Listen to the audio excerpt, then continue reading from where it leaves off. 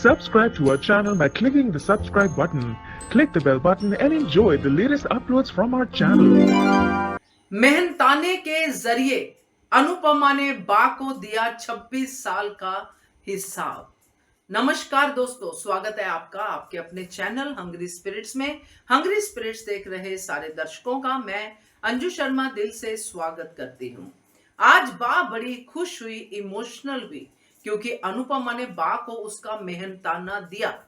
मगर उस मेहनताने को जब अनुपमा ने दिया तब क्या बोला वो काबिले गौर है, और वो इसलिए काबिले गौर है क्योंकि ये जवाब था उस सवाल का जो बा ने कहा कि हमने 26 साल तुझको खिलाया पिलाया सब कुछ किया। तो बात तो करना बनता है इस डायलॉग पे। पहले वही निवेदन, जिन्होंने अभी तक चैनल को सब्सक्राइब नहीं किया है कर लीजिए, साथ में दोस्तों बेल आइकन दबाइएगा ताकि आपको हमारे वीडियोस के नोटिफिकेशन मिलते रहे।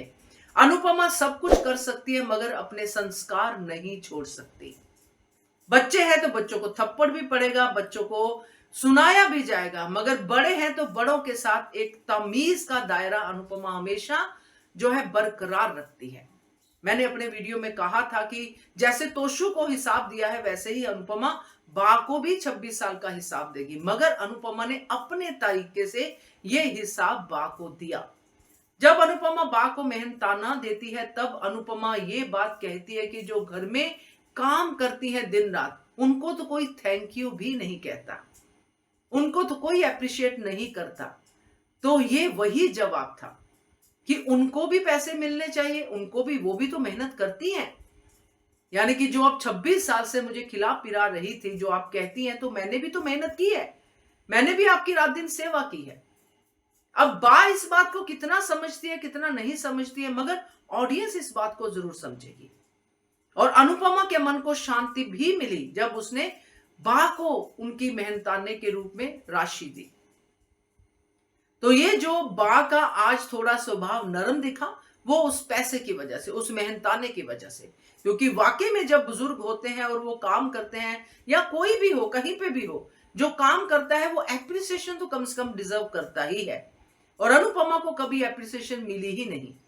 आज अनुपमा ने सबको बख्शिश दिया, सबको वो लिफाफे में पैसे दिए, बा को सबको दिए, मगर क्या अनुपमा को किसी ने कुछ दिया? नहीं दिया।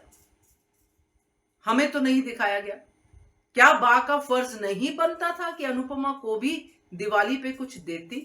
बड़ी तो बा ही है अनुपमा से, मगर नहीं। तो अनुपमा को कान्हा जी ने दिया उनकी बेटी के जरिए। तो ये ध्यान अनुपमा का कान्हा जी रखते हैं, इसलिए अनुपमा हमेशा वाइजली चलती है, हमेशा अपने संस्कारों के साथ चलती है। और इसी पे अनुपमा कभी हम लोगों की शिकायत का हिस्सा बनती है, कभी एप्रिसिएशन का हिस्सा बनती है, मगर हम अनुपमा को डिस्कस जरूर करते हैं और सीखते भी जरूर हैं। आज भी एपिसोड में काफी सारे ऐसे लेसन थे, और सबसे बड़ा लेसन ये था जो उसने बा को दिया। और वो बा की टोन में नहीं था, पाखी की टोन में नहीं था, और तोशु की टोन में नहीं था, वो अनुपमा की टोन में था कि जो घर पे काम करती हैं वो औरतें भी मेहनत करती हैं। और अनुपमा ने 26 साल घर पे मेहनत की है, जिसका मेहनताना उसको नहीं मिला। मिला तो गाली गलोच, मिला तो मार। तो ये बड़ा ही मजेदार था, मुझे तो बहुत अच्छा लगा ये जवाब अनुपमा का, और तरीका भी। बंदा समझ भी जाए और चीजों को होने भी दे।